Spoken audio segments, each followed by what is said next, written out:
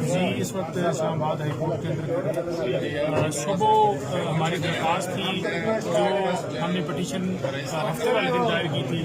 اس کے اوپر آج سماعت ہوئی اور اس میں ہم نے استدعا کی تھی کہ خان صاحب کی جان کو خطرہ ہے،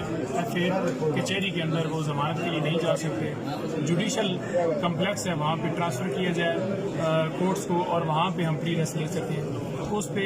آنریبل چیف جسٹس صاحب نے آرڈر کیے، اس آرڈر کی تکمیل نہیں ہوئی، دوبارہ ہم نے درخواست دی کہ وہاں پہ انتظامیہ نے انکار کر دیا ہے کورٹ کو ٹرانسفر کرنے سے، اور اب دوبارہ ہم ہائی کورٹ کے اندر موجود ہیں۔ سی ایم ہم نے فائل کی اور ابھی چیف صاحب نے، کیونکہ پہلے جو آرڈر ہوئے تھے وہ میاں گل اورنگزیب صاحب نے دیے تھے اور انہوں نے کورٹ ایک مقدمے کی حد تک ٹرانسفر کی تھی، تو لہٰذا چیف صاحب نے میٹر ان کے پاس بھجوا دیا ہے۔ ابھی یہاں پہ ہمارے اس کیس کی جو 9 بیلز ہیں جو ہم نے کروانی ہیں ان میں سماعت ہوگی۔ آج چیف صاحب نے جو آرڈر کے اندر لکھا ہے 13 تک جو ہماری